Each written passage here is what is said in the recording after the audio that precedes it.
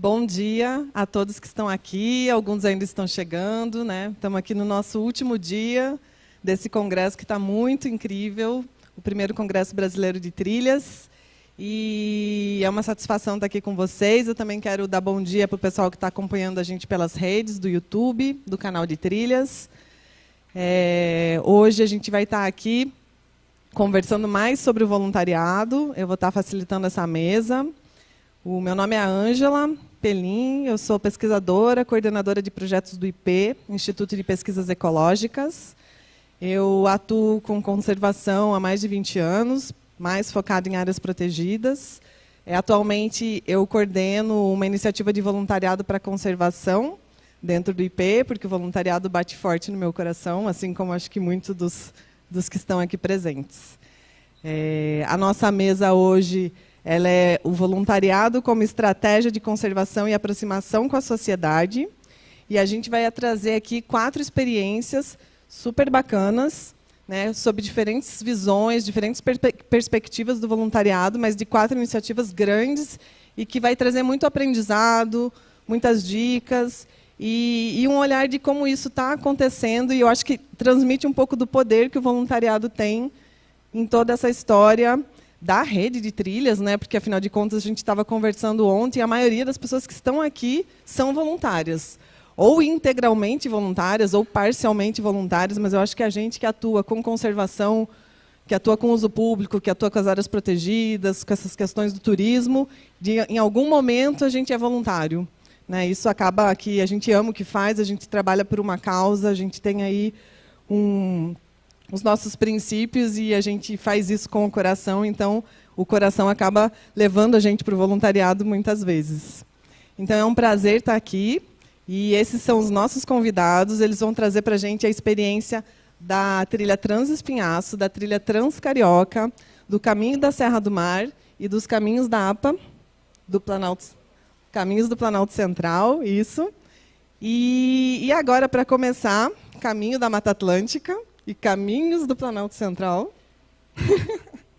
E agora, para começar, eu vou chamar a Luciana Nogueira, que ela vai apresentar para a gente a experiência do voluntariado na Transcarioca. Ela que é coordenadora de comunicação da Trilha Transcarioca, membro voluntário da gestão do programa de voluntariado do Parque Nacional da Tijuca, coordena ações de restauração no Parque Estadual da Pedra Branca, com voluntariado também, e ela vai trazer um pouquinho dessa experiência para a gente. Então, com vocês, a Luciana Nogueira. Bom dia, gente. É um prazer estar aqui com vocês. Tá? Eu vou falar um pouquinho agora da Trilha Transcarioca, e eu gosto sempre de ressaltar, aproveitando o que a Ângela falou, que nós somos essencialmente, a Trilha Transcarioca, por exemplo, é essencialmente trabalho voluntário, né? Desde o início, desde a primeira sinalização, primeira pegadinha feita, até os dias de hoje, em campo, fora de campo, nós somos essencialmente trabalho voluntário. São pessoas que se juntam para fazer acontecer. Tá? É um imenso prazer, obrigada, Ângela, pelo convite, né, de estar aqui com vocês falando sobre voluntariado. Eu estou me entendendo aqui um pouquinho com a... Vou falar rapidamente aqui do que é a Trilha Transcarioca. É uma trilha de longo curso, a pioneira do Brasil. Ela foi referência, né, referência para a criação de outras trilhas de longo curso e da implementação da Rede Brasileira de Trilhas. É uma trilha totalmente urbana, e isso é algo muito bacana para a gente, porque ela atravessa toda a cidade do Rio de Janeiro, através das unidades de conservação que nós temos. E ela passa hoje, atualmente, em 7 unidades de conservação, das 3 esferas de governo. Isso é muito bacana para a gente, porque atende um dos princípios básicos de uma trilha de longo curso, que é fazer a conectividade entre essas unidades de conservação. Então, ela vai, não sei para quem conhece ou não o Rio de Janeiro, ela vai ali do início, que seria o que a gente chama de trecho 1, na Barra de Guaratiba, e vai até a Urca, né, aos pés do Pão de Açúcar, que é um atrativo da cidade do Rio de Janeiro. São hoje aproximadamente 180 quilômetros, tá, ligando a Zona Oeste e a Zona Leste da cidade do Rio de Janeiro e totalmente implementada por braços voluntários. Então, aí alguns dados da trilha, né? Hoje, exatamente 184,2 quilômetros, que vai percorrendo, e a gente passa por todas as paisagens que nós temos no Rio de Janeiro, e essencialmente Mata Atlântica, né? O nosso bioma querido aí. E a gente vai conectando, além das paisagens naturais, também muita cultura e história que existe. Então, são as 7 unidades de conservação, né, federal, estadual e municipal. E a gente costuma dizer que nós somos um movimento de pessoas e instituições públicas e privadas que colaboram entre si para fazer acontecer a trilha Transcarioca. Então, alguns dados também, né? Uma das primeiras trilhas de longo curso do Brasil, a primeira trilha da América Latina como membro da World Trails Network. É uma trilha de longo curso modelo para muitas trilhas aqui do Brasil. E foi na TT também criado um dos melhores sistemas de sinalização que nós temos de rede de trilhas, né? Eu gosto da gente sinalizar um pouquinho que a trilha Transcarioca ela tem cerca de 60% dela dentro do Parque Estadual da Pedra Branca, que é o nosso maior parque na cidade, e onde a gente tem assim, essencialmente um trabalho de restauração florestal muito grande, que é o nosso, assim, a nossa cerejinha do bolo, né? A nossa pupila lá. E aqui algumas paisagens que nós temos, né? O Parque Nacional da Tijuca, que é lindíssimo e que é incrível, porque a gente tem uma unidade de conservação, um parque, uma floresta urbana imensa, gigante, no coração da cidade. E isso é um diferencial para todos nós, né? Outras paisagens que nós temos, né? A nossa querida Pedra da Gávea, lá, que faz parte do Parque Nacional da Tijuca. E aqui a gente chama de paisagens ainda desconhecidas do grande público, que começaram a ser conhecidas através da trilha Transcarioca, que são as praias selvagens que a gente tem lá na Barra de Guaratiba, e que vai entrando para uma área do Parque Estadual da Pedra Branca, que ainda está sendo mais conhecido pelas pessoas. E o voluntariado trouxe esse conhecimento, né? Tá? E são mais fotos. E aí aqui a gente vai falar da nossa força, que é a força do voluntariado. Hoje, nós somos essencialmente trabalho voluntário. Desde a manutenção, preservação, conservação, sinalização, manejo de trilha, a restauração florestal em si, que começou de uma maneira um pouquinho inusitada, né? Nós tínhamos, no Parque Estadual da Pedra Branca, a gente tem uma ocorrência muito grande do capim colonial, que é uma flora invasora, né? e exótica. E ela sempre invadia o traçado da trilha, e a gente sempre recebia essa informação, olha, tem capim na trilha. E aí a gente não sabia, ia lá, tirava o capim nascia, tirava, a gente brinca que é a eterna luta do homem contra o capim. Até que alguém, né, que foram 2 adotantes de 3, tiveram a ideia, por que a gente, então, não tira o capim e restaura a mata atlântica, a flora daquele local? Porque aí o capim não nasce novamente. E daí começou todo o nosso trabalho de restauração florestal no entorno das trilhas, dos trechos, né, da trilha Transcarioca. E o que nos levou a estudar mais, a pesquisar mais como é que faz a conservação, que não é só chegar lá e plantar, né? Então a gente tem todo um trabalho de preparar o solo, de cuidar, enfim. E daí nasceu todo esse trabalho que hoje é gigante de restauração florestal, que se complementa com o manejo da trilha, com a construção de aceros, porque a gente tem ocorrências de incêndio em áreas naturais, né, do Rio de Janeiro. E foi crescendo de uma tal forma e congregando mais pessoas, e aí nós fomos trazendo cada vez mais pessoas. Então, quem são os nossos voluntários, né? São pessoas da sociedade civil, de todas as idades, que conhecem o trabalho, que começam a conhecer a trilha e querem saber como é que elas fazem para nos ajudar nessa conservação. São algumas instituições privadas e públicas que nos dão apoio, que nos dão parceria. E aqui eu tenho algumas fotos de algumas ações no Parque Nacional da Tijuca, que é uma área bastante densa, né, de floresta, e a gente sempre tem a união, né? Eu quero aqui também ressaltar a ajuda inestimável dos guarda-parques e dos monitores das unidades de conservação, da gestão, que está sempre muito próxima da gente, nos ouvindo, nos ajudando, trazendo soluções quando a gente precisa. E aí a sinalização rústica sendo feita tanto no Parque Estadual da Pedra Branca, e a sinalização urbana, porque a gente tem uma áreazinha, um trechozinho da Trilha Transcarioca que é urbano, que ele liga um parque, né, que é o Parque Nacional da Tijuca, ao Parque Municipal da Catacumba, e ele vai atravessando, vai contornando a Lagoa Rodrigo de Freitas, que é um cartão postal do Rio de Janeiro. E aí também tem a sinalização, a gente também tem voluntário que está sempre atento lá. Tá? Aqui alguns números para a gente entender a grandeza, o tamanho do que foi a Trilha Transcarioca no trabalho voluntário ano passado, tá? Cerca de 34 ações de voluntariado, de 90 a 100 pessoas distintas voluntariando, né? Uma média de 30 pessoas por evento, né? Por atividade. E dessas 34 ações, 21 ações de restauração florestal, sendo aí mais de 700 mudas plantadas no Parque Estadual da Pedra Branca. Isso a gente está falando só do ano de 2021. Tá? Então, é bastante coisa. Então, hoje a gente tem... isso aí é uma chamada, né, que a gente sempre tem online nas redes sociais da Trilha Transcarioca, e é através dessas chamadas que a gente vai captando, né, cada vez mais voluntários.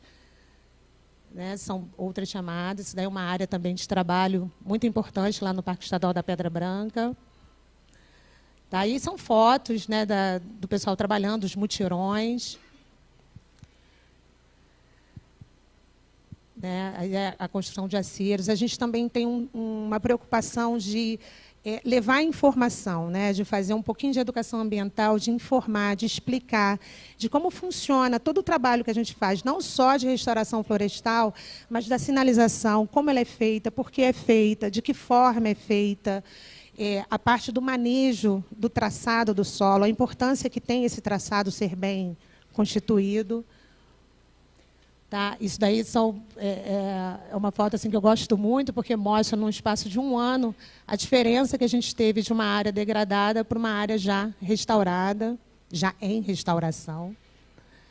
Tá? E aí, uma amostra, em 2 anos, do que a gente já conseguiu fazer. Isso daí é um trabalho só voluntário, tá, gente? É muito legal frisar isso.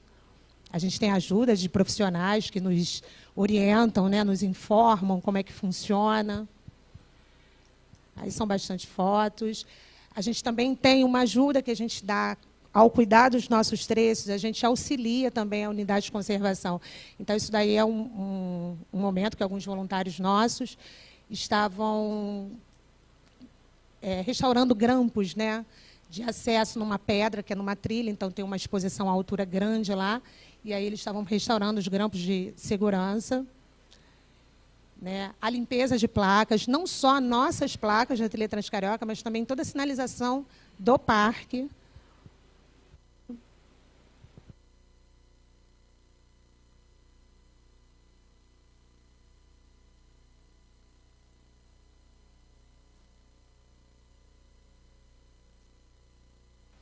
Oi.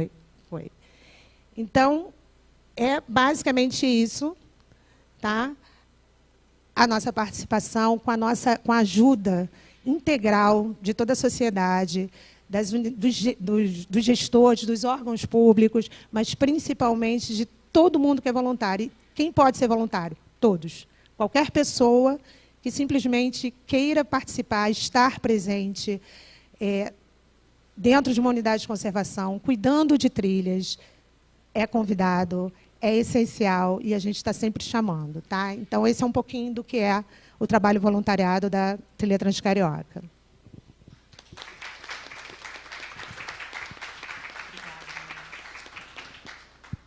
Oi.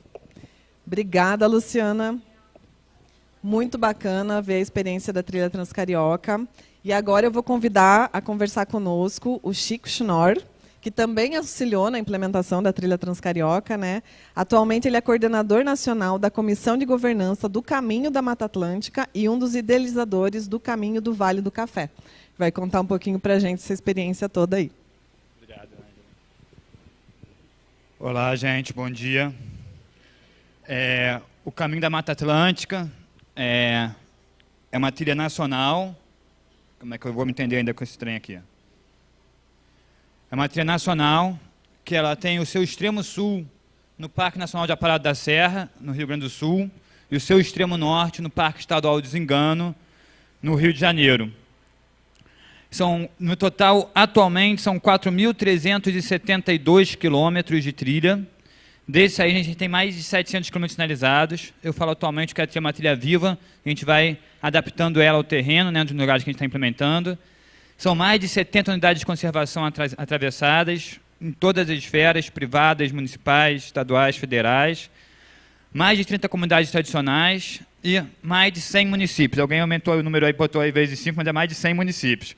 5 estados, que a gente nunca conseguiu contar direito. A gente já viu que a gente passa por quase uns 180, 190 municípios aí nesse caminho.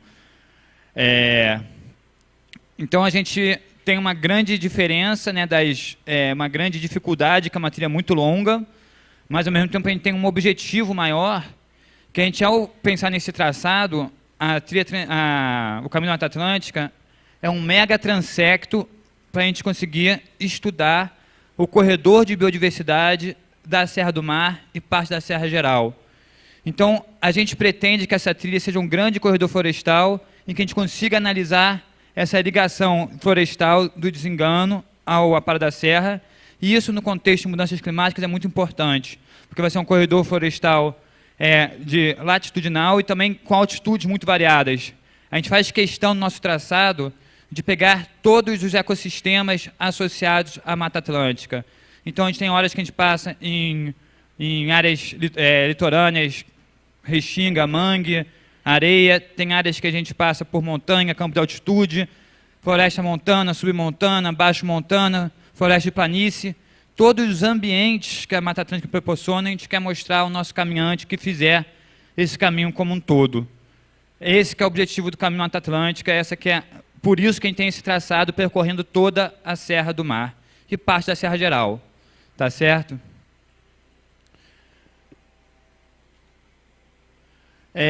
A ideia nasceu em 2012.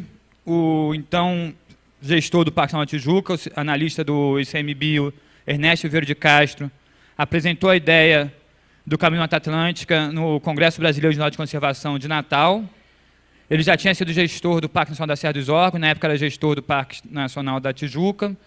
Nessa hora, o Mosaico Carioca estava começando a nascer, a Transcarioca estava começando a ser implementada, e com essa experiência da Transcarioca, que enquanto gestor da Tijuca ele estava tendo, e com a experiência da travessia Petrópolis-Teresópolis que ele teve enquanto gestor da Serra dos Órgãos, ele começou a pensar como ligar a travessia Petrópolis-Teresópolis à Transcarioca.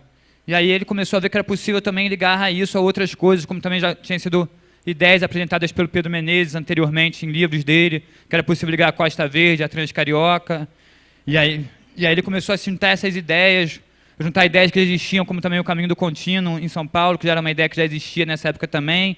E ele começou a juntar essas ideias e ver que era possível, sim, fazer uma grande trilha saindo do Rio Grande do Sul ao Rio de Janeiro, e que estava, em grande parte dela, já existente. Faltava ir conectando os pedaços, montar o quebra-cabeça que já existia. E aí, com essa ideia no Sebuc, a WWF Brasil gostou da ideia, começou a conversar com o Ernesto. Em 2014, com o apoio da WWF Brasil, foi feita uma série de reuniões em todos os 5 estados por onde passa a trilha. Então, essas reuniões era porque realmente a gente não queria construir uma coisa de cima para baixo. Então, a gente foi em cada um, assim, a gente foi fazendo encontro no Rio de Janeiro, em São Paulo, no Paraná, em Santa Catarina, e não só um encontro para o estado, mas um encontro no norte, um encontro no sul, para que a gente conseguisse sempre, que todo mundo conseguisse falar o que achava e para onde a trilha devia passar. E com base nisso, a gente montou também com base nessas pessoas que fizeram esses encontros, a gente fez uma oficina de sinalização para pensar qual seria a melhor sinalização para ser feita. E numa votação com 500 pessoas, chegamos na nossa sinalização, que é uma sinalização diferente das botas e em 2015 chegamos a essa sinalização, em 2016 começamos a sinalizar dessa maneira. Em 2017 a gente viu que o projeto tem 4 componentes, né? Um deles, nessa época os componentes eram a trilha, o engajamento voluntário e a cadeia produtiva. Em 2017 a gente viu que a gente queria ser esse grande transecto, esse grande corredor florestal do desengano aos aparados, a gente tinha que ter um corredor que era um componente de biodiversidade, que é isso a gente consegue fazer um grupo de pesquisadores voluntários que vão conversando, trocando ideia, trocando experiências, trocando pesquisas ao longo desse grande corredor florestal da Serra do Mar. 2020 é eleita a atual Comissão de Governança, que vai ser reeleita esse ano. Eu fui eleito co-coordenador nacional, porque a gente falou, cara, isso aqui é 100% voluntário. Eu não dou conta de voluntariamente para cuidar do Rio de Janeiro ou Rio Grande do Sul. Então a gente tem um coordenador nacional, que sou eu, que pega Rio de Janeiro e São Paulo, e tem um outro que pega Paraná, Santa Catarina. E Rio Grande do Sul, que a gente pega 70, 80 quilômetros só do Rio Grande do Sul. E dessa maneira a gente divide a governança. 2021, a gente tem nosso primeiro núcleo completamente sinalizado, o núcleo extremo norte. A trilha é dividida em 13 núcleos de planejamento e articulação local, vou falar daqui a pouco. Em 2022, a gente começa a fechar parcerias para grandes projetos de restauração, como que temos hoje no extremo norte, que estamos agora com um projeto de reflorestamento de 250 hectares de Mata Atlântica, conectando Três Picos ao Desengano, uma das maiores lacunas da Mata Atlântica, e na mesma área um projeto menor de 15 hectares também pelo caminho Mata Atlântica. Nossa missão, reconectar pessoas, florestas e áreas protegidas ao longo dos 4.270 quilômetros de trilha, promovendo o desenvolvimento socioeconômico inclusivo e a valorização do patrimônio natural e cultural ao longo de tudo isso. Temos que pensar o seguinte, nós não somos cidadãos do Rio de Janeiro, nós não somos cidadãos de São Paulo, de Curitiba, nós somos florestões da Mata Atlântica, nós temos que trabalhar nossa florestania, e por isso, valorização do patrimônio natural e cultural junto. Vamos trabalhar essa florestania, vamos trabalhar o pertencimento a gente enquanto cidadãos, florestões da Mata Atlântica, e não cidadãos de uma metrópole como Rio e São Paulo. Como eu falei já, a articulação em 2014 com encontros gerais regionais, e nesses encontros foi definido como é que seria a governança. Estado em 3 níveis. Comissão Geral Nacional, composta por 13 membros, instâncias regionais, comissões estaduais, que aí cada estado tem sua realidade local, e locais por núcleos. Todos os 15 núcleos de planejamento e articulação local têm sua comissão de governança, que passam isso para o estadual, que passam para o nacional, de maneira que é a base que vai comandando como é que a trilha vai seguindo, e não o inverso. Componente 1, como eu falei, somos 4 componentes, eu vou me demorar mais no voluntário. Componente 1, a trilha espinha dorsal do projeto. São 13 núcleos de planejamento. Esses 13 núcleos é a trilha que vem desde 2012. Desde 2012 é esse traçado planejado. E agora, em 2021, eu me tornei coordenador nacional em 2020. Em 2021, a discussão que veio do grupo de pesquisadores, do qual o André Alano é coordenador estadual e vice-coordenador nacional da comissão de pesquisadores. A gente falou, gente, queremos ser um corredor de biodiversidade, um corredor de biodiversidade não vai entrar em Florianópolis e sair do outro lado. O animal também não vai entrar em Ilha Grande por um lado, atravessar o Rio de Janeiro, pegar a Ilha de Paquetá e sair do outro lado. A gente tem que pensar, e nesses 2 núcleos, o corredor de biodiversidade, ele foge do traçado principal da trilha, sendo um traçado paralelo. Também é uma trilha, vamos implementar turismo, tudo isso, mas pensando mais nessas ações de restauração e monitoramento da fauna. O componente 2, engajamento voluntário, o tema principal da nossa mesa aqui, é o coração do projeto. O projeto até hoje é 100% voluntário. Nós conseguimos pequenos aportes, claro, para fazer os encontros regionais da WWF, conseguimos aportes para fazer um encontro nacional em 2020, que não aconteceu por causa da pandemia, acabou acontecendo por causa, ia ser presencial, foi online por causa da pandemia, mas o trabalho todo é 100% voluntário. Só agora, em 2022, a gente conseguiu 2 grandes projetos, um em Santa Catarina, no Rio de Janeiro, em que uma parte da equipe está tendo ajudas de custo para ir para campo. Estamos tendo ajuda de custo de gasolina, de tinta, de placa, de alimentação, de pernoite, mas ninguém está recebendo para estar em campo.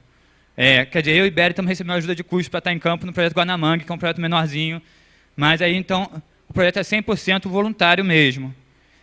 E nesse voluntariado, que é o coração do projeto, é o que faz pulsar, é o que fez até hoje a gente ter 700 quilômetros sinalizados, é o que fez a gente conseguir essa rede de pesquisadores, é que eu consegui tudo isso, a gente trabalha da seguinte maneira.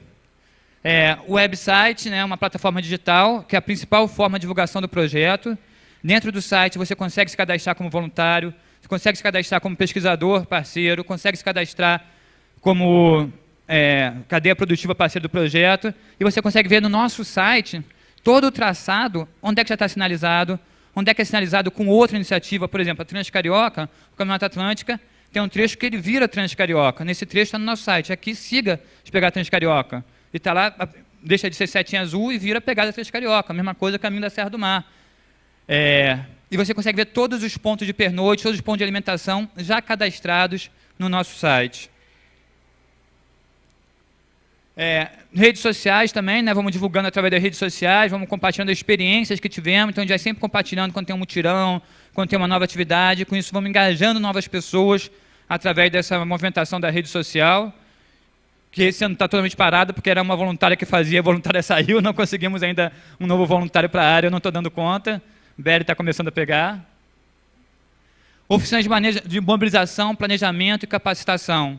Então, quando a gente chega num novo local, num novo núcleo, vamos começar a sinalizar, como é que a gente faz? A gente chega ali, vamos sair sinalizando? Não, a gente chega, marca uma reunião com o conselho consultivo da unidade ou com a associação de moradores do local, conversa quem são os atores locais importantes, convida todos eles, faz uma oficina de mobilização, planejamento de traçado na região e capacitação em sinalização rústica e manejo de trilha. Só depois disso que a gente começa a sinalizar. Um exemplo muito legal disso que a gente tem em Lumiar, a gente tinha um traçado desde 2012 que saía de Lumiar e ia para a Pedra de Santo Antônio e dali para o Tirol. É um trecho no Rio de Janeiro. E a partir da reunião de mobilização, todos os guias locais falaram que não queriam esse caminho, queriam descer pelo Arraial do Sana. Com isso, o caminho mudou. A gente estava, desde 2012, planejado uma coisa, e ali no local a gente mudou, porque quem trabalha é a base, quem vão ser os voluntários, quem vai ter quem vai ter o pertencimento do local é aquela base. Então, a gente vai trabalhar sempre com a base, com a construção local.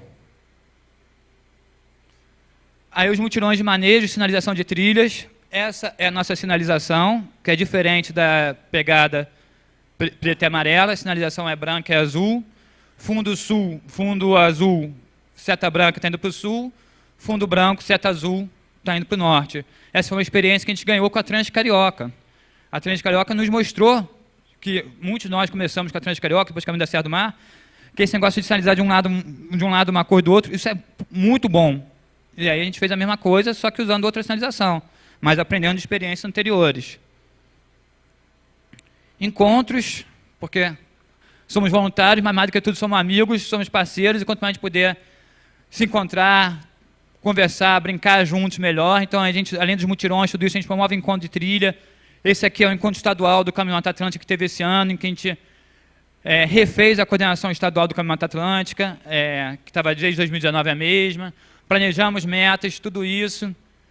Aqui é o mutirão que teve em Paquetá, muito maneiro que foi. E vamos seguindo e promovendo esses encontros entre voluntários, para que esse elo entre as pessoas, esse elo entre o time, se mantenha.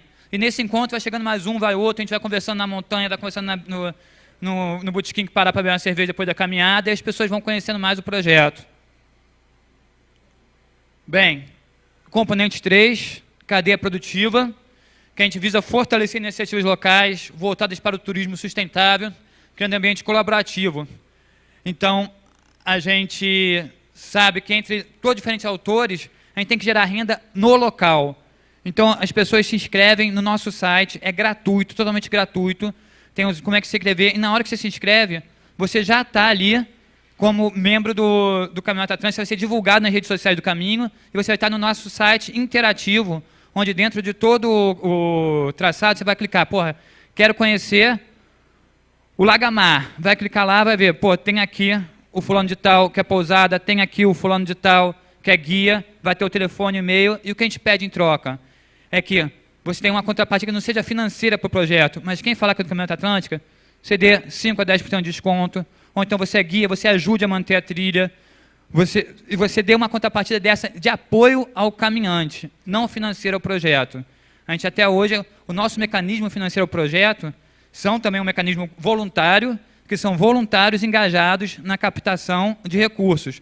O André até falou, Chico, você é maluco, você captou X reais, você não botou nada para a gente ganhar. Eu falei, cara, não botei nada, mas eu botei tinta e botei câmera trap numa área que a gente precisa de câmera trap, que é armadilha fotográfica, para quem não conhece. E aí, vamos continuar de voluntário, mas temos agora material para trabalhar. E aí, é nesse tipo de coisa que a gente vai trabalhando enquanto captação de recursos, mas claro que a gente conseguir também, numa mega tria dessa, começar a pensar numa verba para quem está na gestão. Atualmente eu dedico de 15 a 20 horas semanais para esse projeto, e é voluntário.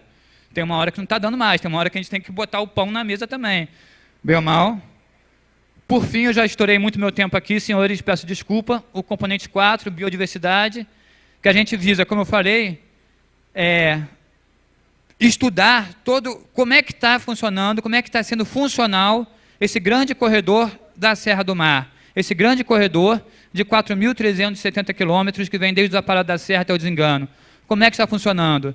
Então, a gente tem uma rede de pesquisadores que trabalham muito com armadilhas fotográficas, temos uma rede também de pessoas trabalhando com restauração, pensando nas principais lacunas, temos 2 corredores especiais de biodiversidade, e nós temos um apoio muito forte da Fiocruz, através do aplicativo Sigel, em que também com componente voluntário, a gente faz através da Ciência Cidadã. Quem não conhece o aplicativo Sigel, pode baixar um aplicativo leve, fica no seu celular, é um aplicativo nacional, e que a Fiocruz usa esses dados, que é usado por voluntários, para fazer todo o seu levantamento de saúde, e passando isso ao Ministério de Saúde, ao Ministério do Meio Ambiente, para fim de preservação e saúde. Então, com os voluntários fazendo Ciência Cidadã, e com essa rede de pesquisadores voluntários, nós conseguimos pouco a pouco estudar cada vez mais esse grande corredor florestal. E é por isso que esse traçado é tão longo, porque foi pensado desde sempre para pegar toda a Serra do Mar e pensar em estruturar esse corredor florestal. Gente, peço desculpa me estender no tempo. Esse é o nosso lema, as pessoas no coração da mata e a mata no coração das pessoas. Vamos juntos restaurando nossa floresta. Muito obrigado. Obrigada, Chico. É um desafio, né, falar pouco de uma coisa que a gente ama muito e tem tanta coisa para dizer. Mas vamos lá para o próximo convidado, que é o Herbert Canella. O Herbert é professor da Universidade Federal dos Vales do Jequitinhonha, em Mucuri. Ele é representante do Circuito Turístico dos Diamantes e da Rede Brasileira de Observatório de Turismo. E ele faz parte do grupo de pesquisa da Rede Brasileira de Trilha de longo curso. E ele é mais coisas, espera aí. E colaborador voluntário das trilhas Transespinhaço, Trilha Verde de Maria Fumaça, Caminho do Sertão e Caminho Saint-Hilaire. Herbert, é com você. Difícil missão manter no curto tempo, falar da Transespinhaço em curto tempo. Bom dia, pessoal, bom dia a todos. Aqueles que nos assistem, bom dia também. É muito feliz e honrado estar aqui representando inúmeros colegas, voluntários, parceiros, instituições diversas que acolhem pessoas também no tempo do trabalho, mas que também emitem, né, uma energia ali positiva para que essas pessoas também estejam em campo em seus tempos livres, né, e nesse sentido colaborando com as trilhas também, quase que em full time. Isso é muito importante. Falar de voluntariado implica em reconhecer, antes de tudo, a dedicação, o carinho, o afeto, o amor dessas pessoas por uma causa nobre, que são as trilhas. E, nesse sentido, eu queria cumprimentar também os voluntários que edificam, estruturam e fazem acontecer esse importante congresso, né, que permite, então, ser a casa dessas trilhas que se encontram, a casa dessa energia positiva que abraça essa causa nobre.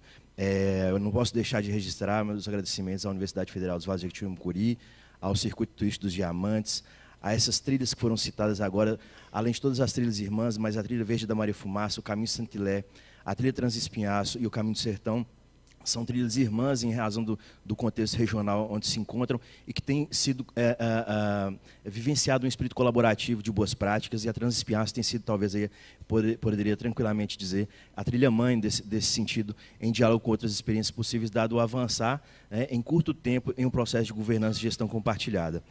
Nesse sentido, registrar também, eu não posso deixar de fazer o meu abraço aqui à Gisele, eu cumprimento a Gisela Herman, que está aqui, nossa coordenadora do grupo de pesquisa da Rede Trilhas. Gisela, muito obrigado pelo apoio, né? Para a gente é muito feliz estar aqui representando também.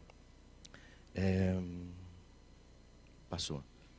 Bom, falar da trilha Transespinhaço, inevitavelmente, implica em reconhecer a potência, né, paisagística, todo o potencial natural, cultural que ali se encontra.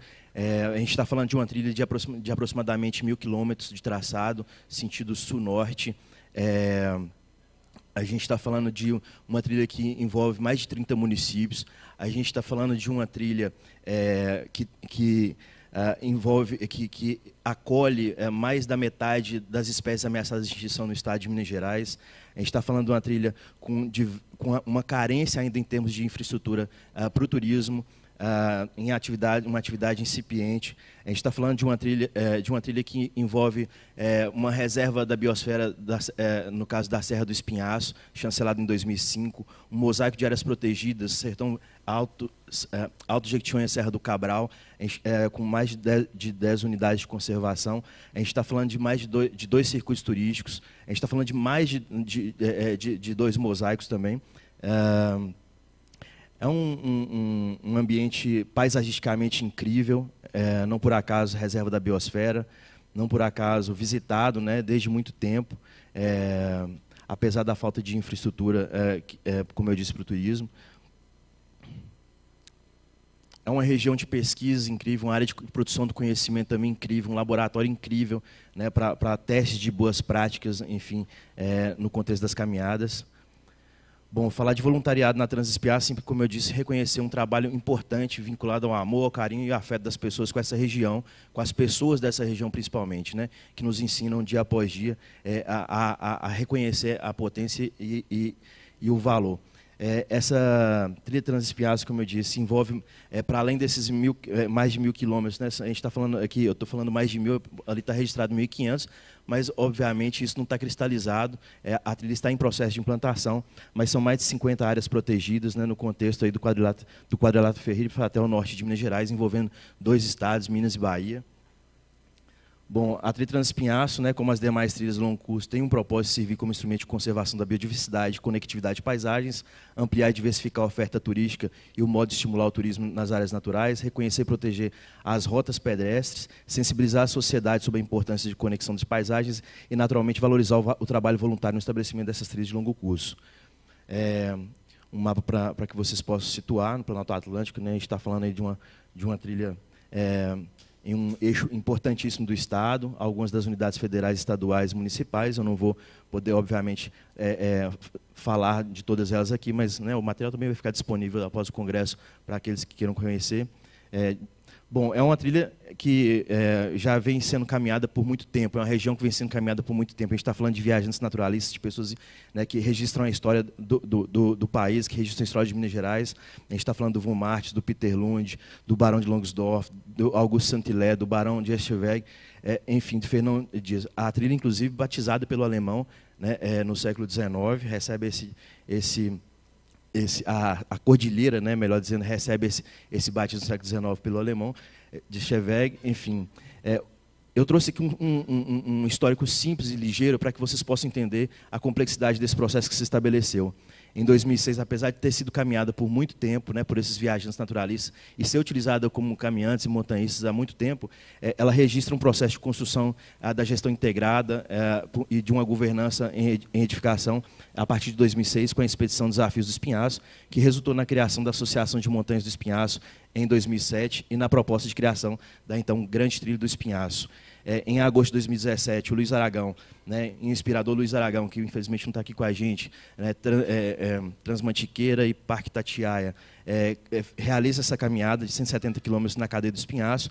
Em 2018, faz contato com montanhistas de Minas Gerais, especialmente com a Gisele de Mello, importante figura nesse processo sobre a qual eu vou falar, né, diretor do Centro Excursionista Mineiro, para divulgar a proposta de criação da trilha. Em 2018, é realizado o primeiro seminário da trilha Transespinhaço, a trilha de longo curso mineira. Em 2018, ainda é realizado o segundo seminário, um mutirão de sinalização da trilha Transespinhaço, foi realizado no Parque Nacional da Serra do Cipó. Ainda em 2018, o quarto seminário de mutirão de sinalização da trilha Transespinhaço no setor Diamantina realizado. Depois, o terceiro seminário de planejamento das atividades do GT1 da trilha realizado no Parque Natural Municipal das Andorinhas em Ouro Preto. Em 2018, o 4º Seminário e Mutirão de Sinalização do Setor em Diamantina. Em 2019, a Oficina e Mutirão de Sinalização da Trilha Transpinhaço, no trecho do Parque Estadual Pico do Itambé, realizado no Centro Comunitário de Capivari. Ainda em 2019, o Seminário e Oficina de Sinalização da Trilha Transpinhaço, no trecho Barão Capivara, realizado em Gouveia. Também em 2019, outra reunião de planejamento do GT1 realizada no Parque de Itacolomi. E em 2019, o GT3 realizado no Núcleo de Turismo em Diamantina, do curso de Turismo da UFVJM. Em 2020, então, o deferimento do pedido de registro da Transespinhaço. De 2006 até 2021, a gente tem contabilizado em mais de 40 ações envolvendo seminários, trabalhos de campo, expedições, mobilizações, reuniões dos GTs que permitiram essa articulação. Essa governança, então, né, ela envolve mobilização, seminários e formação dos grupos de trabalho. O planejamento dos trechos é pautado pela definição do traçado e por mapeamento, e a sinalização da trilha Transespinhaço é tratada à luz do mutirão de sinalização, tudo isso envolvendo trabalho voluntário. Bom, não poderia deixar de registrar, né, à luz desse histórico, desse breve histórico, né, como eu disse, o Luiz Aragão e a Gisele de Mello, que são pessoas importantes e que representam todo esse carinho, toda essa dedicação, todo esse trabalho voluntário que estruturou esse histórico. Obviamente, não poderia deixar de falar do André Debris, companheiro da Gisele, e o Felipe Ribeiro e tantos outros, mas não posso cometer a injustiça de reconhecer, pelo menos, o trabalho também dos gestores das unidades de conservação e das comunidades locais que participaram desse processo. A trilha se insere nesse contexto do programa de conectividade de paisagens, né? Conectividade biológica, conectividade social. A trilha São Fezes do Lobo-Guará. A marca, né? Está ali a arte de Castro, da Gisele Mello. A gente caminhou para aquilo. Hoje nós temos essa seta aí, que é a logomarca da trilha Transespinhaço. Enfim, esse protagonismo, como eu disse, ele envolve guias de condutores, né, o ICMBio, montanhistas, ONGs, operadores de turismo, o Instituto Estadual de Florestas e as comunidades todas que estão ali ocupando os outros espaços. Os setores foram divididos, então, no GT1, Moeda Piedade, o GT e Ouro Branco Piedade, o GT2, Cipó Intendente, o GT3 Itambé e região de Diamantina e o GT4, Botumirim, Gromogol. Aqui um exemplo desse processo de planejamento, que é todo voluntário, tudo isso para ilustrar esse trabalho voluntário, que envolve, por vezes, um processo burocrático, por vezes, trabalho de campo, uns com mais afinidade com o trabalho de campo, outros com um olhar mais técnico, e outros com uma perspectiva mais administrativa burocrática. Esse conjunto de ações e expertises acumuladas, inteligências territoriais diversas, vão permitindo, então, a organização e a sistematização desse processo, que tem sido muito bonito, é iluminado pela luz incrível da Serra do Espinhaço. Eu reconheço aquela mão ali, que alguém que fez uma foto muito bonita conseguiu registrar minha mão ali com uma beleza maravilhosa. Olha que mão bonita aquela segurando na lata.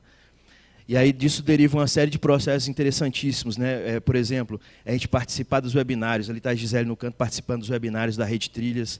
A gente tem aqui os webinários do curso de turismo também, como eu disse, das Trilhas Irmãs, a gente conseguiu fazer um diálogo importante também para registrar ao público esse diálogo, esse compartilhamento de experiências que tem acontecido entre essas trilhas. O André falando sobre voluntariado aí junto ao Instituto IP, que é importante aproveitar, registrar e cumprimentar o IP pelos 30 anos. O cartaz, né, o primeiro seminário de trilha de longo curso mineira, Trilha Transpinhaço, um marco aí, né, 26 de maio de 2018, um chamamento que foi feito. Aqui uma das reuniões, né, de articulação e mobilização desses voluntários no Núcleo de Turismo da Universidade Federal. Aí o Luiz na palestra do seminário, também fotos do seminário, onde esse traçado vai sendo definido, as questões. Ali é interessante essa foto, porque tem um grupo de turistas chegando ali no contexto do Parque Biribiri, e o grupo de voluntários está sinalizando a trilha no momento. Eu acho essa foto incrível.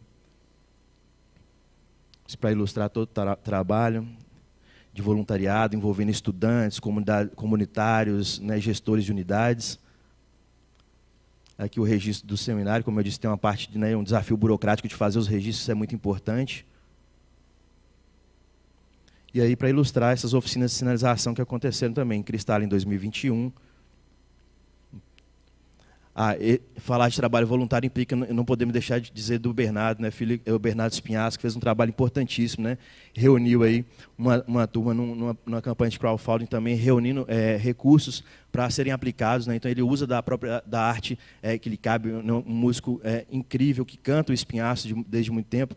Ele fez uma campanha para arrecadar recursos para o desenvolvimento dos trechos, sinalização, enfim.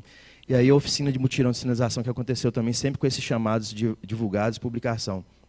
Meu tempo acabou e os slides também. Aqui fica o convite, eu queria aproveitar. Obrigado. Na verdade, aqui é um convite importante, eu queria aproveitar o momento, né? Dia 5 agora de junho, domingo, sai das 7 horas, a gente tem a inauguração do trecho da trilha Transespiaço entre Milho Verde e Capivari, mais um movimento, então fica aí a comunidade regional, todos aqueles interessados possam participar conosco desse importante movimento. Os voluntários da Transespiaço agradecem pela atenção, os contatos nossos estão aí, visitem então Trilha Transespiaço, trilhatransespiaço@gmail.com para mandar. É isso, obrigado pessoal, valeu. Obrigada, Herbert. Eu estava falando que cada mesa que a gente participa, a gente tem vontade de sair correndo, fazer trilha, porque está demais, né? Essas fotos não está dando ficar aqui sentado. E agora eu vou chamar o nosso próximo convidado, o Ricardo Peng. Ele vai falar sobre o Caminhos do Planalto Central. Ele que atua na área de gestão pública, atualmente na APA do Planalto Central, no ICMBio, desde 2019, e ele é membro do colegiado deliberativo do Caminhos do Planalto Central. E ele vai trazer para a gente um pouquinho do olhar do gestor, né, de uma unidade de conservação, dos desafios e compartilhar dicas aí com vocês. Vai lá, Ricardo. Obrigado, Ângela. Obrigado a todos os presentes, a todo o pessoal que está assistindo aí na internet, quem é do futuro que está assistindo gravado. Estamos aí. Vamos lá. Caminhos do Planalto Central faz parte do Caminho dos Goiáses. A gente está com 400 quilômetros previstos, né, de trilhas dentro do Distrito Federal, dividido em 3 arcos. Eu convido todos vocês aí que não foram ainda a conhecer o Espaço Trilhas. Lá a gente tem o mapa, tem os detalhes aí certinho do nosso traçado, né? E aí o símbolo da nossa pegada, que é inspirado aí, né, na Torre Digital, que é um projeto do Oscar Niemeyer. A logo não é do Oscar Niemeyer, né, mas o projeto da torre, sim.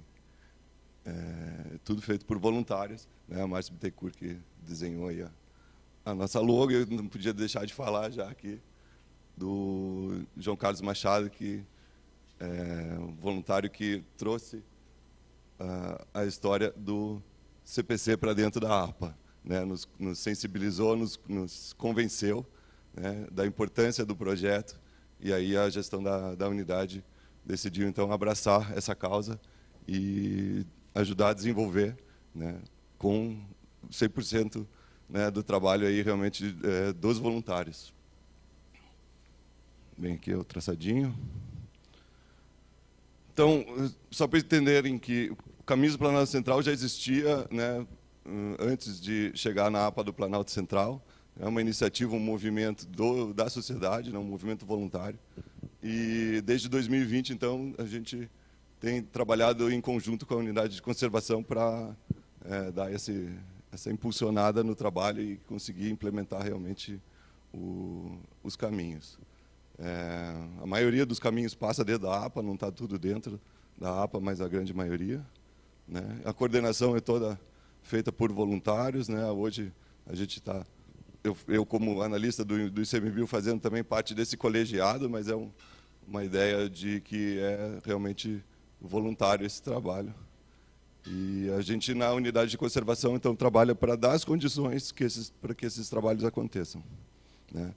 E aí, falando então da nossa plataforma aí do programa de voluntariado do ICMBio, né, que é a grande ferramenta que torna isso tudo possível, né, formalmente, dentro da unidade de conservação. O que a gente disponibiliza para os voluntários? A gente tem uma estrutura formal para esses trabalhos, né? O programa de voluntariado, todo mundo é cadastrado, as pessoas participam das chamadas, se inscrevem, são selecionadas, aceitam o plano de trabalho, né? Então, é tudo formalmente, né, pela estrutura do programa de voluntário do ICMBio que todas as coisas acontecem. A gente oferece um espaço, né, um espaço adequado para que essas coisas aconteçam, que as atividades aconteçam, tanto as atividades, né, na área externa, de produção de de sinalização, de capacitação, né, como o nosso escritório também, como vocês vão ver nas fotos aí na frente, né. Material, ferramenta e equipamento, né, então tinta, pincel, madeira, prego, gancho, arame, motosserra, enfim, né, tudo isso a gente então coloca à disposição, né, dos voluntários para que as coisas aconteçam no campo. E temos aí o apoio dos nossos agentes temporários ambientais, né, os brigadistas, que ajudam aí no trabalho mais pesado, né, e também com as viaturas, né, para levar os voluntários e os materiais para campo, para instalar, enfim. Aqui é só uma ilustração de como é que as coisas acontecem, né? Tudo começou por causa dessa mesa. Eu acho que isso é uma coisa que é importante vocês, né, quem vai estar numa unidade ou enfim que está já 1 minuto. Às vezes as coisas começam, a gente não sabe nem como vai terminar, né? A gente estava precisando de ter um espaço lá do lado de fora para poder, enfim, ter um lugar de convivência. Começamos abrindo, colocamos bancos, botamos uma mesinha, daqui a pouco já tinha um tampo melhor, puxamos ali um sombrite para fazer um pouco de sombra. A coisa foi evoluindo, hoje em dia tem tomada, o troço tem telhado, tem luz. E a gente nunca tinha pensado, quer dizer, assim, você começa, o plano não era construir isso tudo, mas as coisas vão acontecendo, né? Então, assim, a mensagem que a gente deixa é que realmente assim, o negócio é começar, né? A gente acaba se surpreendendo. Normalmente acaba sendo muito melhor do que a gente até imaginava, né? E é a área onde tudo acontece, né? Desde que a gente começou a ter essa mesa do lado de fora, muita coisa aconteceu, muito trabalho foi realizado, muita reunião, né? E aí eu vou mostrar para vocês algumas coisas que acontecem lá na APA do Planalto Central. Aqui também foi uma capacitação lá dentro do escritório, né, com o Pedro Menezes. Enfim, a gente fez grandes encontros aí de várias pessoas mostrando as suas experiências com as trilhas lá no Distrito Federal. E aí o material que a gente oferece, né? Tem um armário específico lá só para o material da brigada.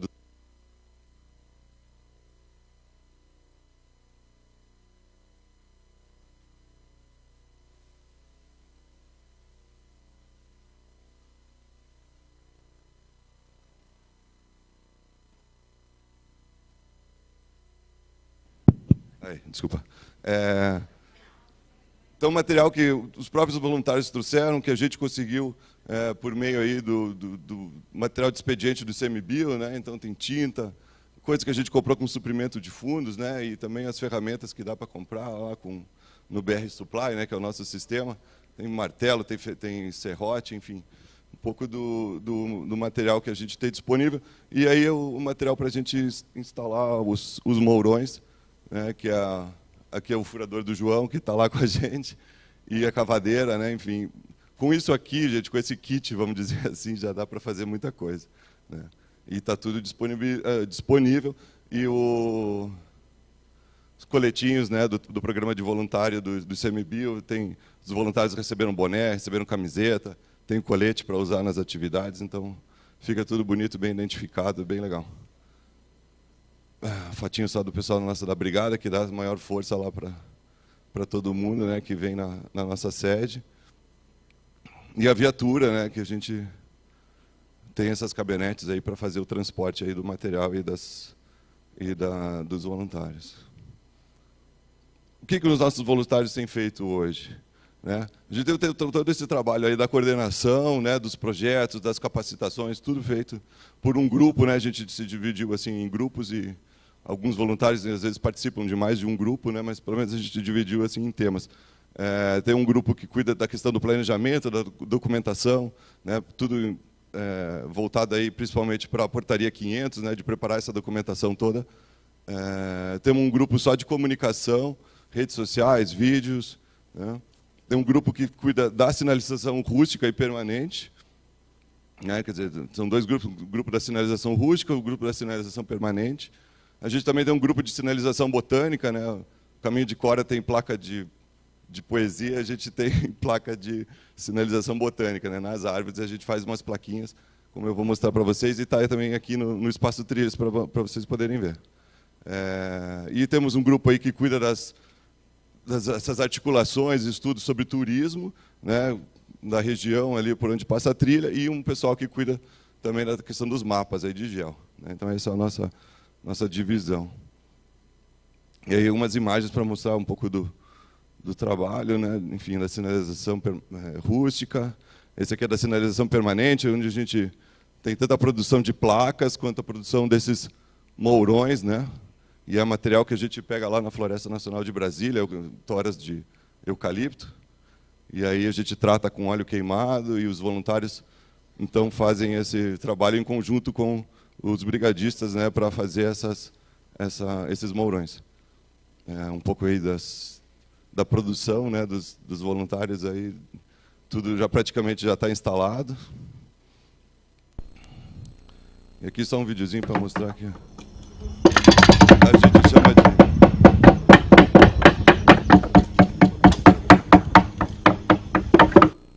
A gente chama de que parece um bando de pica-pau, né? A sinalização botânica, né, que a gente está fazendo com material latinha de alumínio, né, que a gente aproveita para fazer essa sinalização. Trabalho do pessoal da comunicação, e isso é até interessante de falar uma coisa. O usuário das trilhas normalmente pode virar voluntário. Mas às vezes a gente tem voluntário que também não é usuário da trilha, ele ajuda a trilha sem, às vezes nem tem interesse, né?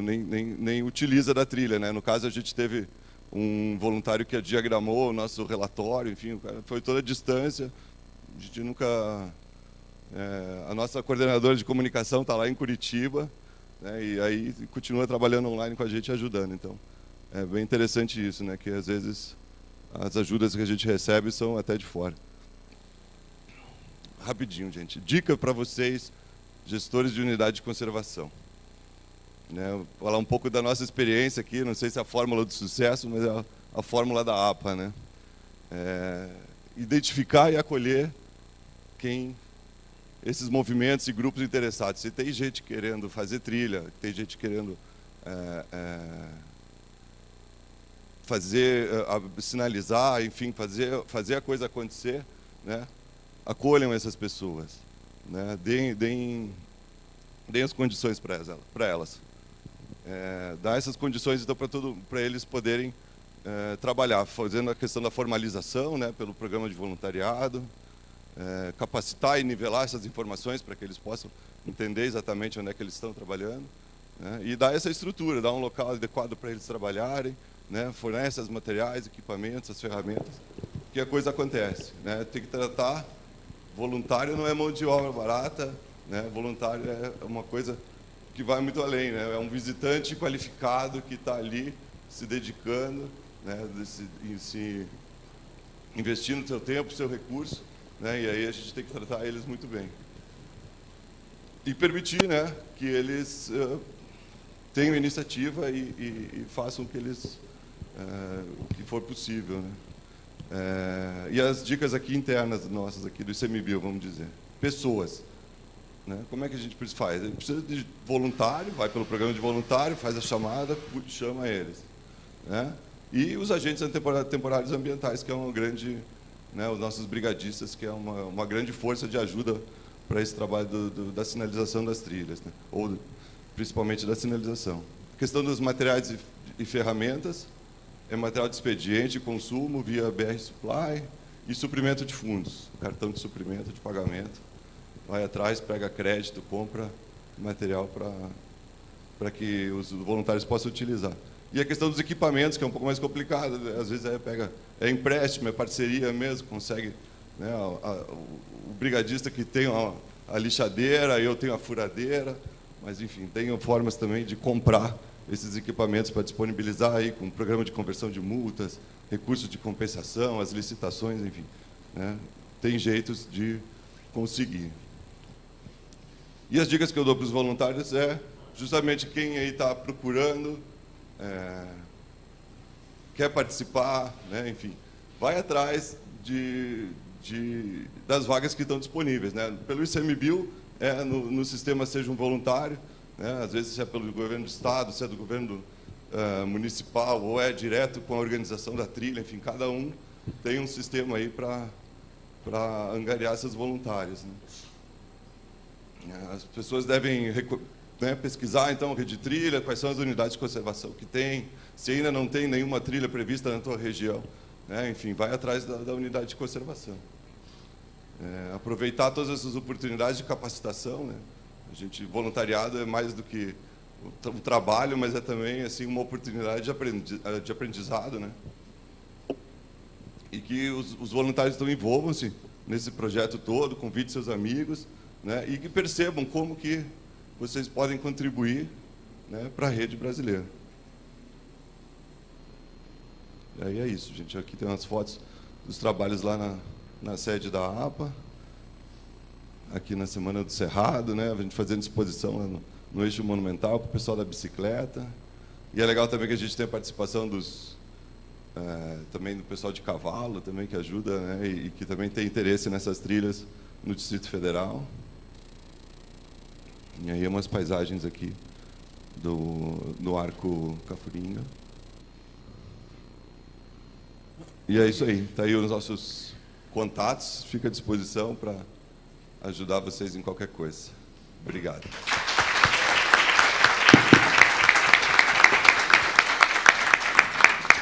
Obrigado, Ricardo. Super dicas, né, que o Ricardo passou aí para todos nós. Eu vou pedir, Elton, para você deixar o vídeo aí no jeito, mas não passa ainda não, só para... E eu estou muito feliz de ver essa mesa, é pouco tempo, então não tem condições mesmo de trazer tudo, mas a gente percebe 4 experiências diversas e ricas. A Luciana trouxe muito essa questão do voluntariado numa área urbana, né, no Parque Nacional da Tijuca, na Trilha Transcarioca, no Parque da Pedra Branca. E é um super desafio, é uma oportunidade estar numa área urbana, mas também é um desafio lidar com tudo isso e gerir, né, um processo de voluntariado que é diferenciado do que de uma área mais distante. E também a importância que uma trilha de longo curso tem aí no contexto da conservação e da conectividade, né, nesse ambiente. O Herbert trouxe para a gente a Transespinhaço maravilhosa e esse olhar para a mobilização, para a capacitação, para esse cuidado com as pessoas locais, né? E eu acho que um ponto interessante da universidade, né? Veja, o Herbert é professor da universidade e quanto potencial que a gente tem para se aproximar mais das universidades, né? Nós já somos, né, em muitos casos, parceiros, mas tem muito potencial para avançar nesse tipo de parceria. O Chico trouxe essa experiência do Caminho da Mata Atlântica, né, gigantesco, e ele pode contar um pouquinho mais para nós daqui a pouco da importância que são as parcerias nesse contexto, né? Para todas as trilhas, mas a experiência que eles já têm e do quão importante é estabelecer parcerias para que tudo isso seja possível.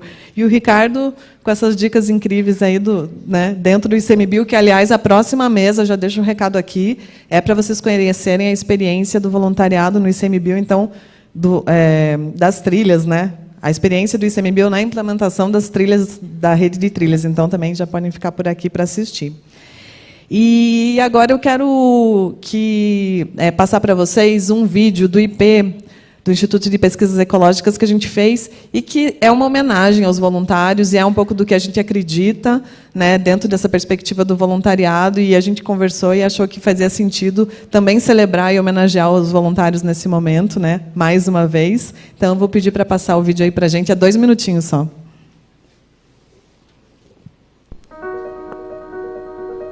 O Brasil é um país gigante, mega diverso, com uma riqueza natural, sociocultural incrível, que inclui uma variedade extraordinária de animais, plantas e ecossistemas.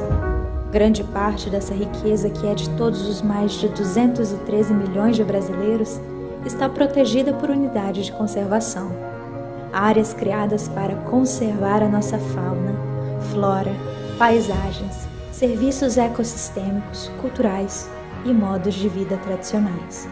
Só no Brasil existem mais de 2.500 delas. Com toda essa abrangência e diversidade, imagine quanto trabalho a fazer. São atividades diárias que incluem fazer a proteção da área, receber pesquisadores e visitantes, promover o uso sustentável dos recursos naturais. Elas são verdadeiros laboratórios ao ar livre. Mas além das riquezas naturais, elas guardam um outro tesouro. Pessoas que querem ajudar a cuidar desses espaços. Todos os dias, uma rede de gestores, parceiros, moradores e voluntários dedicam um pouquinho das suas vidas às unidades de conservação. É aí que, por amor à natureza, os voluntários acompanham pesquisadores e visitantes, desenvolvem atividades de educação ambiental, previnem e apagam incêndios, auxiliam na construção e manutenção de trilhas e criam pontes, muitas pontes, que conectam pessoas, histórias, conhecimentos, corações e formam redes. Redes que unem voluntários e instituições com o mesmo objetivo: conservar a sociobiodiversidade.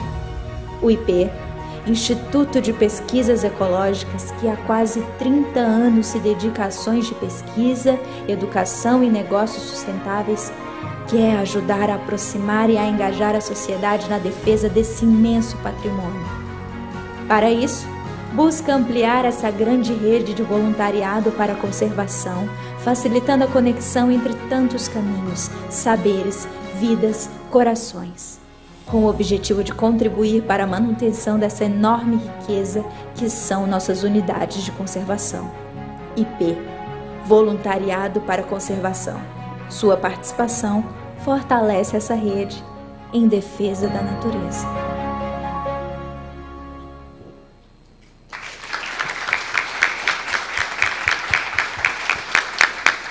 Obrigado. E espero que os voluntários todos se sintam, que essas palmas sejam para eles, né? E agora vamos abrir para perguntas. A gente tem um tempinho ainda para perguntas. Gisele já levantou a mão. E não temos muito tempo, então eu vou pedir para vocês serem breves nas perguntas e vocês nas respostas.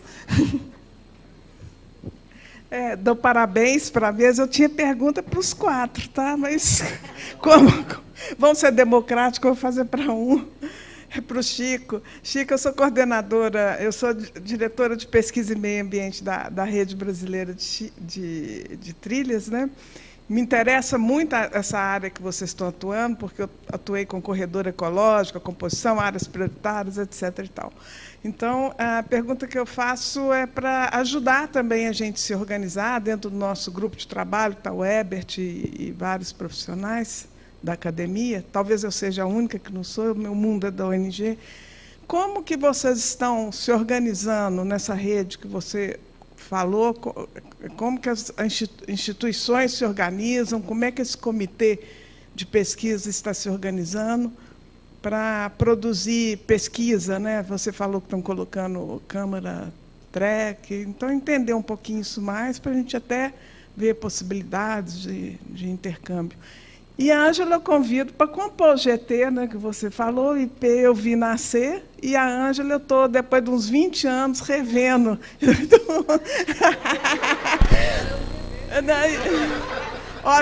vi o IP nascendo, né? Então, a gente tem o nosso coordenador nacional, que é o Carlos Eduardo Grelli, que é um pesquisador já com bastante história, bem conhecido, né? A gente tem um coordenador estadual que está aqui, que é o André Lana, que é o coordenador estadual fluminense de biodiversidade. O Carlos Eduardo, então, com a sua história, com todo o seu conhecimento, ele juntou diversas instituições que já faziam pesquisa ao longo desse corredor da Serra do Mar. Entre eles, eu posso citar o Julião, do Parque Nacional da Serra dos Órgãos, a Cíntia Grônia, o pessoal da Grande Reserva da Mata Atlântica. E juntos eles vão realmente analisando os dados que já tem para se montar esse grande corredor florestal. O Cadu agora acabou de publicar um livro, e nesse sentido, como a gente fala que a biodiversidade é nosso quarto componente, ele entra quando já está o núcleo bem estruturado. Então a gente primeiro chega lá, faz a mobilização, faz a capacitação, começa a analisar, faz toda a parte da cadeia produtiva. Quando o núcleo está totalmente estruturado, a gente começa a correr atrás de parcerias no território. Então, por exemplo, no núcleo extremo norte, que é um núcleo que vai de Friburgo, no Rio de Janeiro, até Campos, no Rio de Janeiro. São 237 quilômetros de trilha nesse núcleo. É o núcleo que está mais redondo. Aí, através desse núcleo, já tendo 100% finalizado, com toda a cadeia produtiva mapeada, com um engajamento voluntário muito forte, a gente conseguiu correr atrás de 2 patrocínios, um com a WWF e um com o IIS, Instituto Internacional para a Sustentabilidade. A WWF a gente vai fazer reflexão de 15 hectares, já estamos fazendo, E com o IES, a gente começou a reflorestar 250 hectares e começou a instalar câmara traps para continuar o trabalho que o André já tinha na Reserva Ecológica de Guapiaçu, que é uma área também que tem um apoio que faz parte do corredor do Caminho Mata Atlântica. E aí, esses dados, a gente vai usar eles como ponto zero, coisa se eu falar o nome errado, mas como ponto zero para daqui a 3, 4, 5 anos a gente ir analisando os outros animais que estão surgindo a partir de ações de restauração ou a partir de outros dados que a gente tenha, para ver como é que está o corredor funcional da Serra do Mar. Então, a gente já tem essa rede de pesquisadores acontecendo e a ideia é que cada vez que o núcleo vá se consolidando, a gente consiga parcerias para ter financiamento. Essas câmeras traps que eu falei agora, a gente vai tentar instalar entre o Cunhambebe e o Tinguá, que é um núcleo de biodiversidade que a gente conseguiu uma verba para instalar 13 câmeras trap. E aí, a partir daí, a gente começa a ter o nível 0 para daqui a alguns anos conseguir ter outros níveis. E os pesquisadores vão se conversando sobre esses dados. Não sei se eu respondi, mas a área de pesquisa está mais ali com o André, depois o André pode conversar melhor com você. Obrigada, Chico. Eu vou pedir para você se apresentar, fazer sua pergunta, e eu acho que em seguida você pode se apresentar, fazer sua pergunta, para a gente otimizar o tempo, porque talvez só sejam essas mesmo. Que responsabilidade, hein? Não, vou ser rapidinho. Eu sou voluntário, né, no Parque Estadual da Serra da Tiririca e sou da Secretaria Municipal de Meio Ambiente, sou gestor de unidades e etc. Né? Temos aqui voluntários de muitos anos aqui. Eu queria fazer uma colocação. O colega, como é que é o seu nome mesmo? Ricardo. Ricardo tocou num ponto que eu acho que é fundamental, o respeito ao voluntário. Porque me incomoda muito ele chegou a falar em mão de obra barata, né?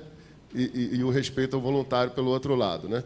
Então, eu acho que o poder público muitas vezes falha nesse ponto, porque eu vejo muito o voluntário às vezes está muito sozinho.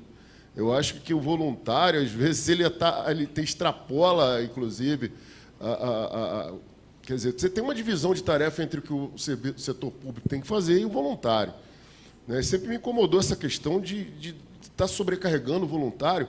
Muitas vezes, por exemplo, essa questão o voluntário gasta muito dinheiro, gasta dinheiro de passagem, de alimentação. Então, acho que não sei de que forma, eu queria perguntar a eles se eles têm uma sugestão, vou passar a pergunta para a Luciana, aonde que a gente deve investir para a gente dar um mínimo de dignidade, assim, porque para o voluntário. Eu sinto que a gente está em falta com os voluntários. Isso. Bom dia a todos e a todas. Meu nome é Gilberto Olavo, eu sou gestor da RDS Uacari, no estado do Amazonas, sou funcionário público da SEMA. E vendo a palestra do Ricardo aí, como gestor, a gente se sente, né, nesse mesmo contexto. A gente tem um programa chamado Agentes Ambientais Voluntários, e é onde a gente contribui de forma voluntária, né, na capacitação desses agentes, né? O Estado puxa essa agenda e a gente se sente assim, o trabalho dos agentes lá, voluntários, são mais para proteção e para educação ambiental, que fortalece puxar outras agendas que essa que você falou da trilha, que para a gente é uma nova atividade que a gente vai desenvolver com os agentes dentro das unidades de conservação. E eu fico feliz assim por ver o voluntarismo como é uma coisa que expande no Brasil todo, né? E lá na Amazônia, no meio da floresta, a gente tem um trabalho de educação, de proteção da biodiversidade, trabalha com quelônios, com pirarucu, com uma diversidade incrível. E o voluntarismo puxa essa agenda e a gente fica feliz quando a gente vê que isso é no Brasil todo, esses milhões de voluntários que participam. Parabéns e me esperei em você, viu? Valeu, um abraço.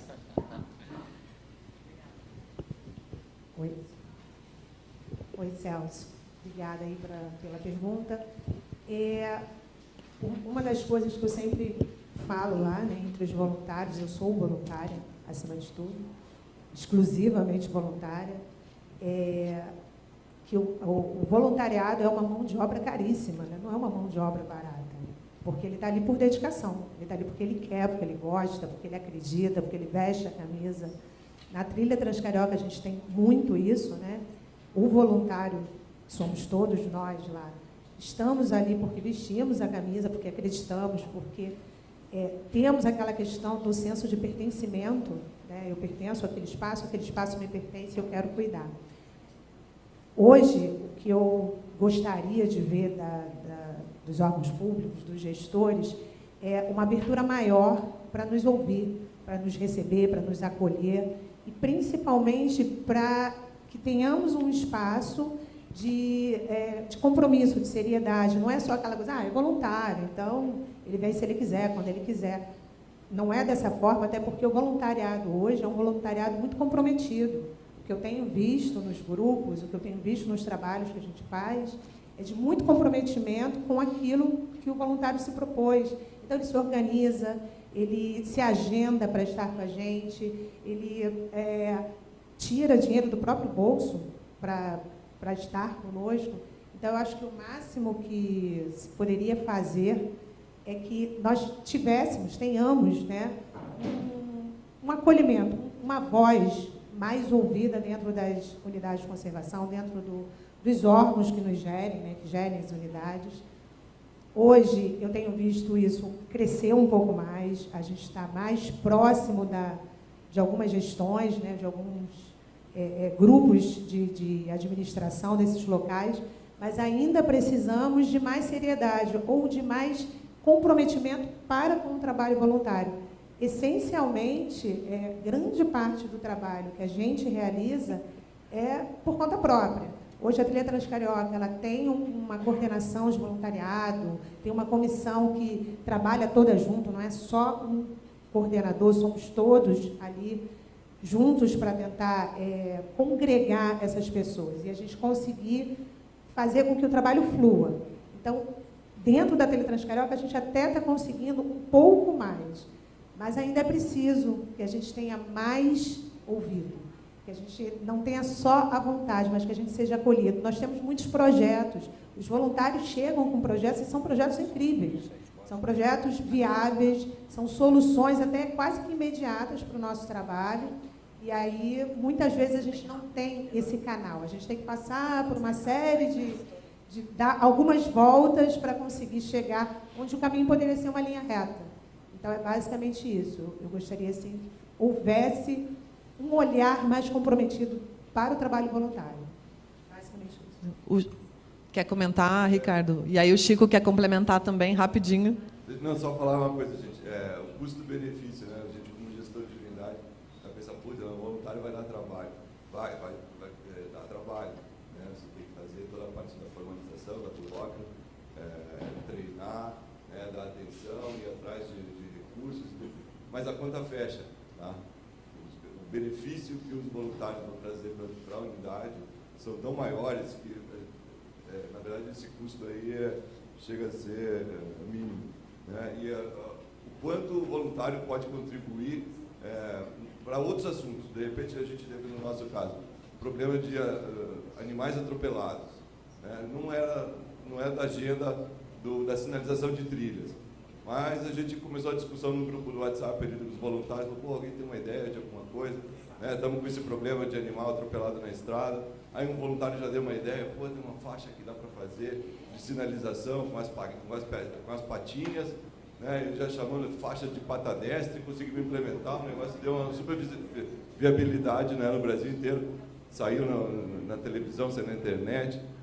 Quem quiser procurar depois aí bota patadestre, vocês vão ver. E foi uma ideia do voluntário da sinalização que foi, né, ajudar a gestão da unidade em outra agenda. Nesse sentido de dar mais um conforto, dar mais um apoio para o voluntário, Celso, uma experiência que a gente tem no caminho da Mata Atlântica, a gente, como realmente uma mega trilha, nossos mutirões costumam ter 3, 4 dias, a gente vai fazer um movimento grande, chamar bastante voluntário, chamar a mídia, divulgar bastante. E nesse ponto são 3, 4 dias de caminhada. Então, o que a gente sempre faz chega num acordo com as pousadas, né, que a gente vai dormir, com os campos que a gente vai dormir, com os restaurantes que a gente vai comer, de maneira que todos os voluntários vão divulgar aquele arroba, aquele hashtag daquele lugar, e eles ou vão dar de graça, que muitas vezes dão, ou dão um desconto substancial. Então, a gente, antes de começar o mutirão, a gente faz todo esse acordo com a Deputação Local, de maneira que os voluntários tenham pelo menos o pernoite e alimentação gratuita, divulgando a cadeia produtiva da área. e com isso a gente consegue fazer sempre mutirões bem bacanas, com bastante movimento, movimentando a economia e dando apoio que os voluntários precisam para não tirar do próprio bolso. Eu queria convidar o Celso também a conhecer, dentro dos diversos trabalhos de voluntariado que acontecem na Transespinhaço, o trabalho do Instituto Biotrópicos, por exemplo, apresenta soluções importantes nesse sentido. Eu acho que vale a pena conhecer também. Depois vocês procuram Instituto Biotrópicos, é super legal o trabalho. Biotrópicos, isso. Dentre outras diversas instituições também. A gente pode conversar depois. Obrigada. Obrigada, Chico, Herbert, Luciana, Ricardo. Infelizmente, a gente não tem mais tempo para essa conversa que está maravilhosa, mas eu preciso dar alguns recados rápidos para vocês. Avisar que quem ainda não trouxe as camisetas, que vai ter a fotografia hoje, trazer as camisetas para colocar no varal. Acho que a foto vai ser ao pôr do sol, né, se não me engano. Então, a organização está aguardando. Eu também queria fazer um convite para vocês de uma iniciativa que se conecta muito com essa questão do voluntariado, que é Um Dia no Parque. Eu sou a Ângela, sou do IP, mas faço parte da Coalizão para o C, que é uma reunião de organizações que atuam com conservação. São várias organizações, né, brasileiras que atuam com conservação. E tem uma comemoração que a gente tem realizado todos os anos, que a gente chama de Um Dia no Parque. E que é uma estratégia também de aproximação, de conexão das pessoas com as nossas áreas protegidas. Assim como o voluntariado é uma estratégia de engajamento, a gente acredita que a visitação é uma estratégia de aproximação e engajamento. Mas não qualquer visitação. Uma visitação alegre, uma boa recepção, que eles tenham uma ótima experiência nessas áreas para que eles se encantem e voltem. Então, Um Dia no Parque acontece todos os anos. Esse ano ele vai acontecer no dia 24 de julho. O tema desse ano é De Volta ao Lar. É uma inspiração que veio do escritor Gary Snyder, que ele fala que a natureza não é um lugar que se visita, ela é o nosso lar. E, nesse momento, pós-pandemia, a gente acredita que, mais do que nunca, as pessoas têm que voltar a se reconectar com a natureza, né? Estar e aproveitar tudo que ela oferece para a gente. Então, eu vou pedir para vocês, porque vocês têm tudo a ver com esse movimento, muitos eu sei que já participam, mas quem ainda não participa e quiser mais informações, pode falar com a Paula Rascão. A Paula ela vai estar recebendo inscrições. Vocês podem se inscrever e, no dia 24 ou nos dias anteriores e posteriores, ali próximos, fazer ações, visitar as unidades, postar nas redes sociais, colocar hashtag Um Dia no Parque, fazer movimentos, guiar pessoas, se reunir, fazer atividades nas unidades de conservação, para a gente fazer essa onda, onde a gente comece realmente a inspirar outras pessoas a cada vez mais visitar as nossas áreas protegidas. E vocês podem ter mais informações nas redes sociais. O Instagram é Um Dia no Parque Oficial e o Facebook é Unidos Cuidamos, da Coalizão para o C. Então, fica esse convite. E a próxima palestra, né, dar um recado para vocês, é a experiência do ICMBio na implantação da rede de trilhas. Vocês estão convidados a continuar aqui conosco. E eu peço uma salva de palmas aí aos nossos convidados. E o Herbert tem uma pergunta para vocês, só um instantinho. Ô Celso, Instituto Rosáceas também é legal. Ao me parar com a Thalys, você pode conversar com ele, Caminho do Sertão. Boa dica. Pessoal, eu queria fazer uma pergunta. Rosáceas. Alguém aqui já visitou a trilha Transespinhaço? Já caminhou pela trilha Transespinhaço? Ninguém? Uma... Hã? Tá, então, quem esteve na Transespinhaço num tempo mais próximo, período mais próximo da organização do Congresso? Quando? Maio. Você? Quando? Alguém? Não? Então, eu queria te presentear aqui com esse livro do Caminho Santilé, que está no contexto da trilha Transespinhaço também, é uma trilha irmã. Esse livro está disponível no site do Instituto Augusto Santilé, iache.com.br, em formato PDF, uma parceria do Instituto com a Embaixada Francesa, com a Universidade Federal, um trabalho importantíssimo. Está aqui. Lindão. Muito obrigado, cara. Obrigadão. Vamos fazer uma foto aqui. Obrigado, pessoal. Parabéns.